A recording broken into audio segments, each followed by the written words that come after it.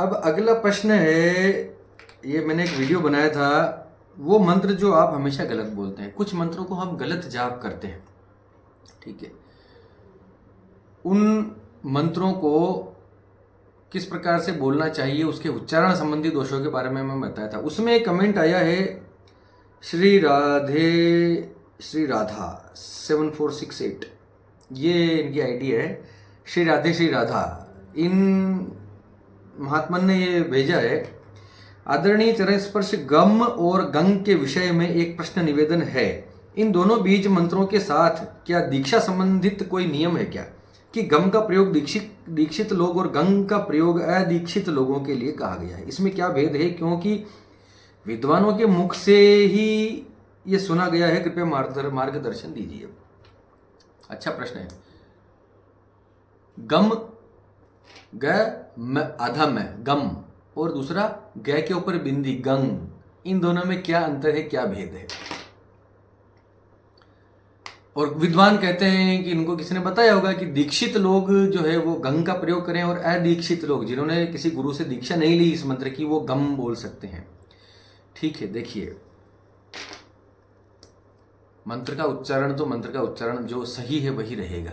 अब गंग को आप अदीक्षित लोगों को गम बोलवाना शुरू कर दो तो ऐसा तो नहीं है। मंत्र सिर्फ गंग है, गंग गंग गंग गंग गंग। अब गंग ग भी नहीं है, गंग बस गंग, यही नाक में अटक गई आवाज। असली उच्चारण ये है गंग, क्लीन, रंग, हंग, हम नहीं होता। ठीक है। अब क्या होता है कि लोकाचार में गम गम गम गम गम गम गम ऐसा भी बोलने लग गए लोग, तो इसका कोई नकारात्मक प्रभाव नहीं है, लेकिन उतना असर नहीं करेगा जितना करना चाहिए, उतना प्रभाव नहीं डालेगा। ठीक है।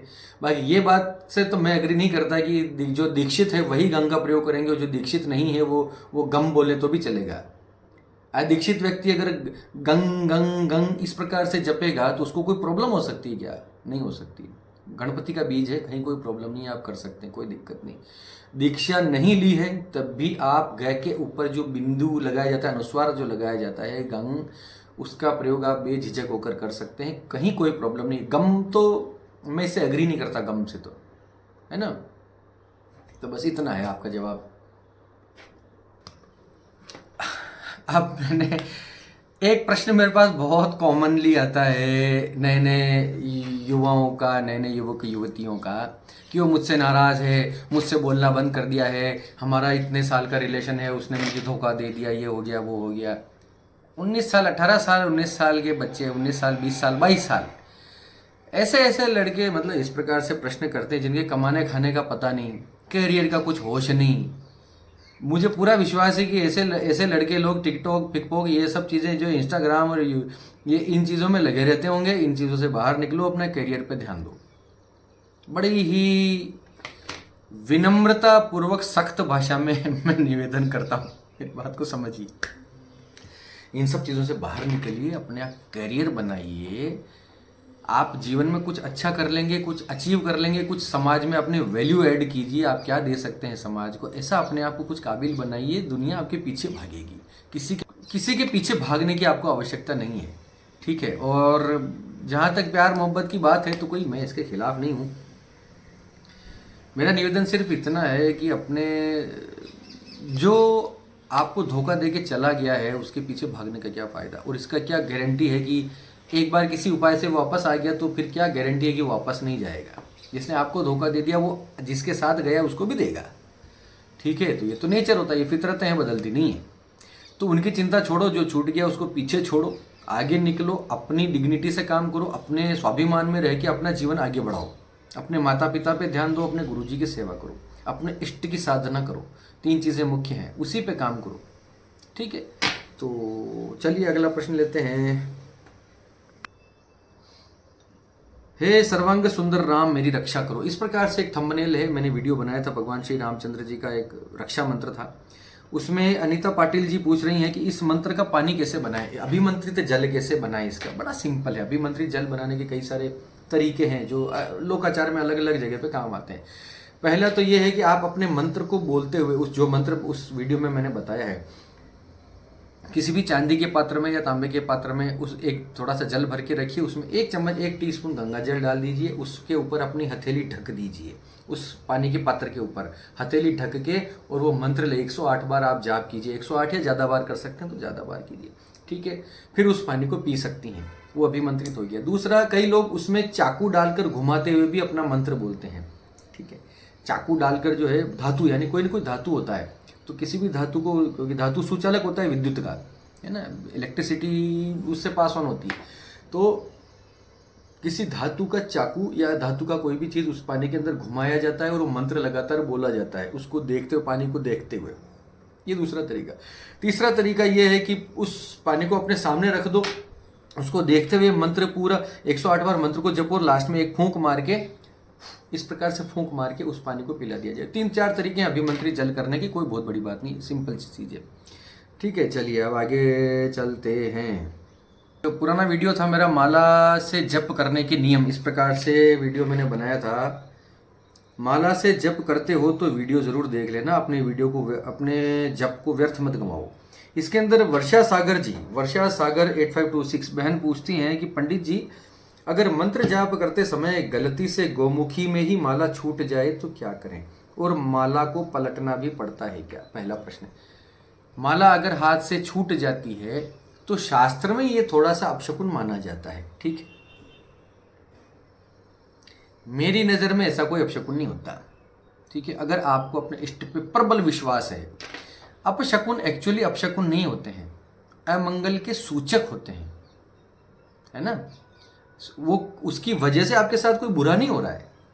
अगर कुछ बुरा होने वाला है तो मुझे तो ये लगता है कि अपशकुन जितने भी होते हैं वो सारे उन्होंने आपकी घात को वहीं टाल दिया, वो माला छूट गई, वो एक तरह से आपका अमंगल वहीं हो गया, अब उसके बाद कुछ होने वाला नहीं, समझे। तो थोड़ा सा पॉजिटिव लेके चलें। माला छूट जाती है तो शास्त्र कहते हैं कि थोड़ा अमंगल कारक होता है, अमंगल कारक नहीं होता, मेरी नज़र में अमंगल सूचक होता है। तो थोड़ा सा अब उसी मंत्र की एक माला, अगर माला आपकी छूट गई है तो फिर 0 से स्टार्ट करनी पड़ेगी, क्योंकि आपको पता नहीं कि किस मन के से वो छूटी, तो वो मन का तो आपको पता नहीं, गोमुखी के अंदर हाथ है आपका, है ना। तो उस माला को वहीं छोड़ दो, ठीक है। एक आचमन कर लो, प्रभु से क्षमा मांग के वापस नई माला वहीं से स्टार्ट कर दो, जो माला छोड़ी थी उस माला को मत गिनो, वहाँ जो छूट गया उसको कैंसिल करो और वापस नया 0 से स्टार्ट कर लो।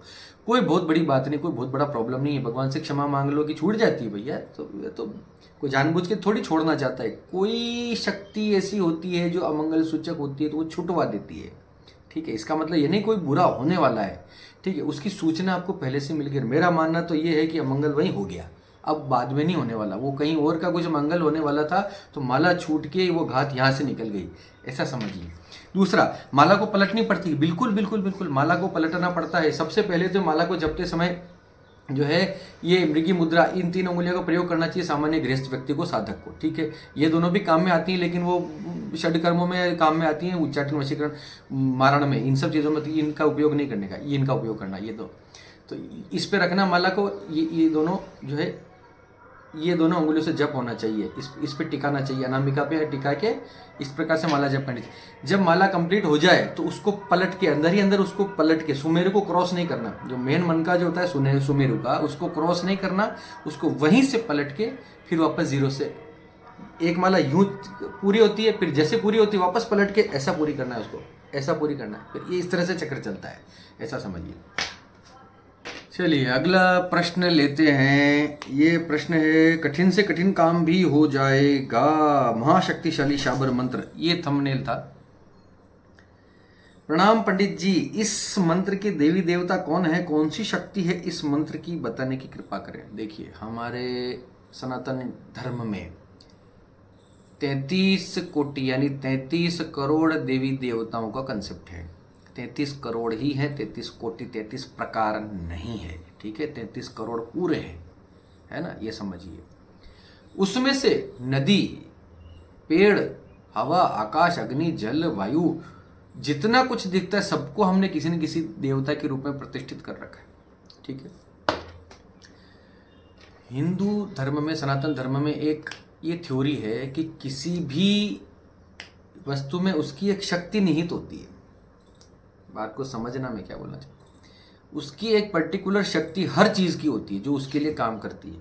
हमारे अंदर हमारी शक्ति है, हमारी आत्मा, जो हमसे सब आत्मा जिस दिन निकल गई वो शक्ति खत्म हो गई, फिर ये शव है,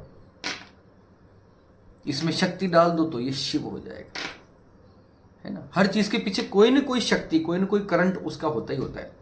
तो शाबर विद्या के अंतर्गत शाबरी शक्ति, उस शक्ति के लिए ये मंत्र है। शाबर मंत्रों की जो मुख्य प्रखर प्रमुख शक्ति है, उस शक्ति के लिए जो है इसमें नमस्कार किया गया है, उस शक्ति से निवेदन किया गया है कि आप मेरा इस प्रकार से जो है मेरे काम कीजिए। तो शाबर मंत्रों की जो प्रमुख शक्ति है, उसका कोई स्वरूप नहीं है, कोई चार हाथ वाली देवी के रूप में मत समझिए उसकी ऊर्जा को। तो उस शक्ति के लिए ये मंत्र जो है प्रतिपादित किया गया है। उम्मीद है आपको आपके प्रश्न का उत्तर मिला होगा।